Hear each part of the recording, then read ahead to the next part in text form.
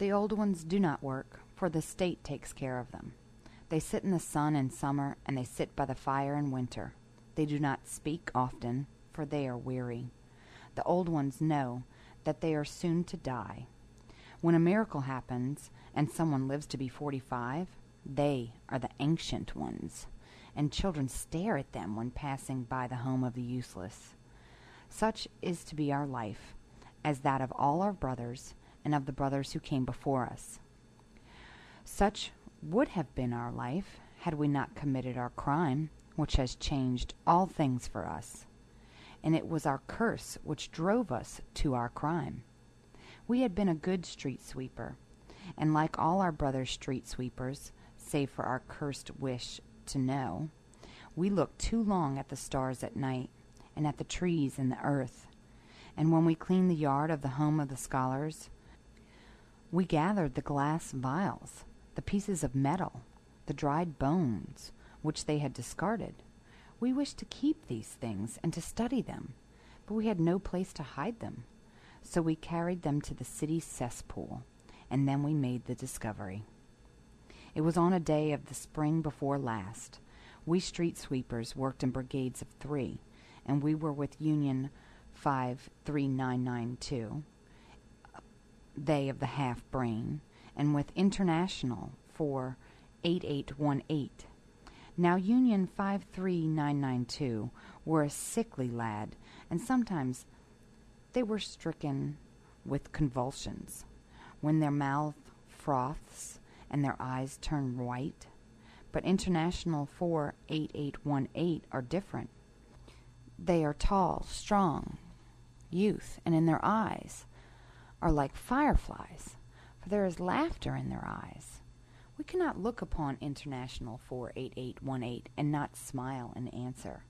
For this they were not liked in the home of the students, as it were not proper to smile without reason, and also they were not liked because they took pieces of coal and they drew pictures upon the walls. And they were pictures which made men laugh. But it is only our brothers in the home of the artist which are permitted to draw pictures. So International 48818 were sent to the home of the street sweepers, like ourselves. International 48818 and we are friends. This is an evil thing to say, for it is a great transgression, the great transgression of preference, to love any among men better than the others, since we must love all men, and all men are our friends. So International 48818 and we have never spoken of it, but we know when we look into each other's eyes, and when we look thus without words, we both know other things also, strange things, for which there are no words, and these things frighten us. So on that day of the spring before last, Union 53992 were stricken with convulsions on the edge of the city, near the city theater. We left them to lie in the shade of the theater tent, and we went with International 48818 to finish our work.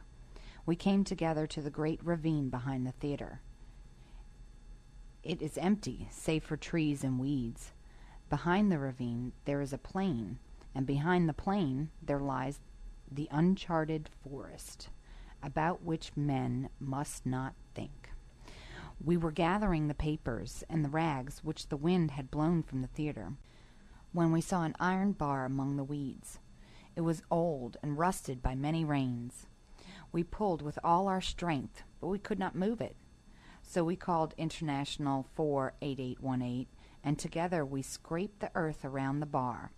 Of a sudden, the earth fell in before us, and we saw an old iron grill over a black hole.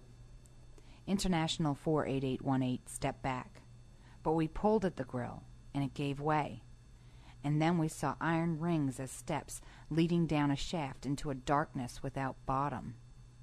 "We shall go down," we said to International 48818. "It is forbidden," they answered.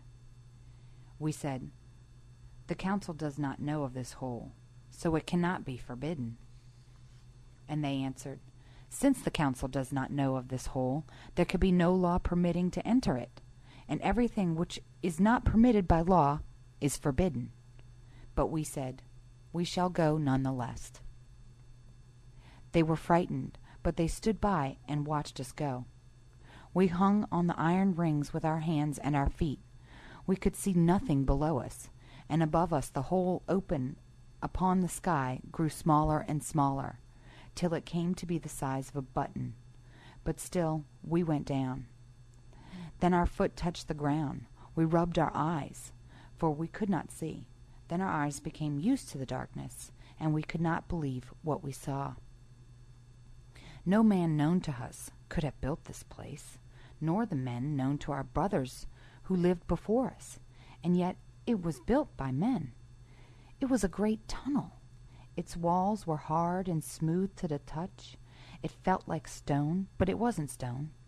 On the ground there were long, thin tracks of iron, but it was not iron. It felt smooth and cold as glass. We knelt and we crawled forward, our hand groping along the iron line to see where it would lead. But there was an unbroken night ahead. Only the iron tracks glowed through it, straight and white, calling us to follow. But we could not follow, for we were losing the puddle of light behind us. So we turned and we crawled back, our hand on the iron line, and our heart beat in our fingertips, without reason. And then we knew. We knew suddenly that this place was left from the unmentionable times. So it was true. And those times had been, and all the wonders of those times. Hundreds upon hundreds of years ago, men knew secrets which we have lost. And we thought, this is a foul place. They are damned who touch the things of the unmentionable times. But our hand, which followed the track as we crawled, clung to the iron as if it would not leave it, as if the skin of our hand were thirsty and begging of the metal some secret fluid beating in its coldness. We returned to the earth. International 48818 looked upon us and stepped back. Equality 72521, they said, your face is white. But we could not speak, and we stood looking upon them. They backed away, as if they dared not touch us. Then they smiled, but it was not a gay smile.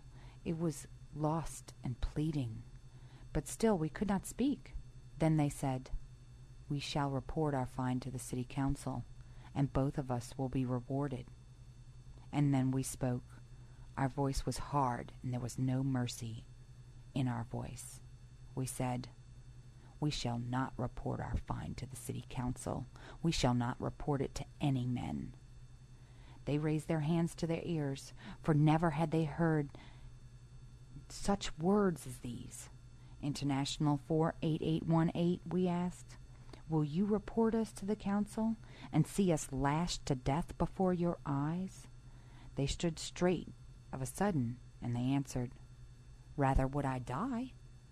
Then we said, keep silent. This place is ours. This place belongs to us. Equality 72521, and to no other men on earth. And if we ever surrender it, we shall surrender our life with it also. Then we saw that the eyes of International 48818 were full to the lids with tears that dared not drop. They whispered, and their voice trembled, so that their words lost all shape.